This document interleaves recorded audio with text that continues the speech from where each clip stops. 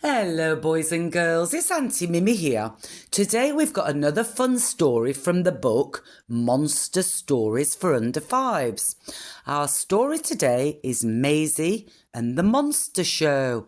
Sounds fun, doesn't it? If you've not already subscribed to the channel, please do so now. Then sit back, get comfortable and let's begin. Mr. Marvel was choosing the acts for his monster show, and all the young monsters were overexcited.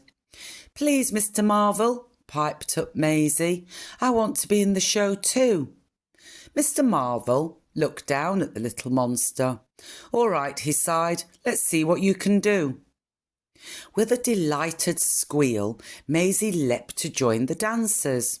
She knew the steps by heart, but Maisie was too small. She kept tripping up the other monsters. "Hey!" shrieked the dancers. "Maisie's messing up our act." All right, keep your horns on," cried Mr. Marvel. "Maisie can try something else." The dancers glided away to slap on some more makeup, and Maisie began to recite a rhyme. It was a very funny rhyme, which Maisie had made up herself. But although she was word perfect, Mr. Marvel could barely hear her. "It's no good, Maisie," he cried. "Your voice is too squeaky. The mums and dads will never hear you." "They'll hear me all right," bellowed a budding comedian. He barged past Maisie and began to tell a dreadful joke. All afternoon, Maisie had to watch bigger and noisier monsters showing off. "Please, Mr. Marvel," she squeaked at the end of rehearsals, "watch me stand on my head." "Now don't be silly, Maisie," sighed Mr. Marvel. "We all know that monsters can't stand on their heads." "Of course not," boomed an eager acrobat. "Our horns get in the way."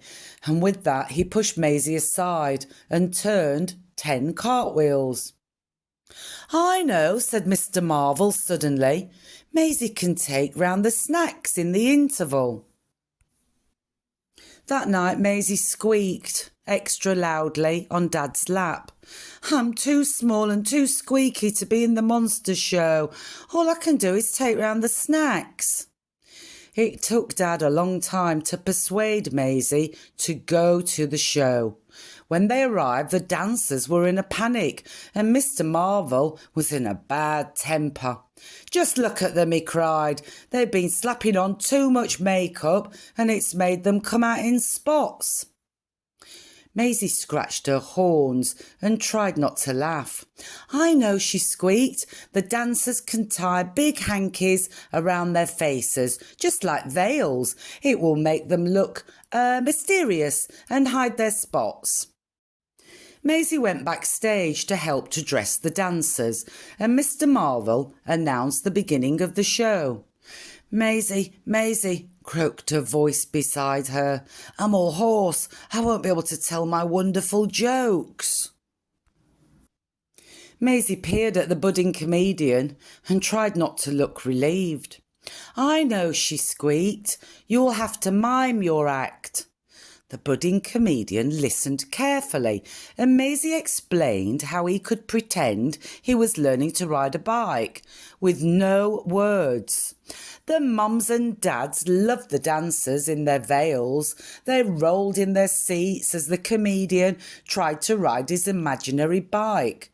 By the interval, things were going so smoothly that Maisie actually enjoyed taking round the snacks.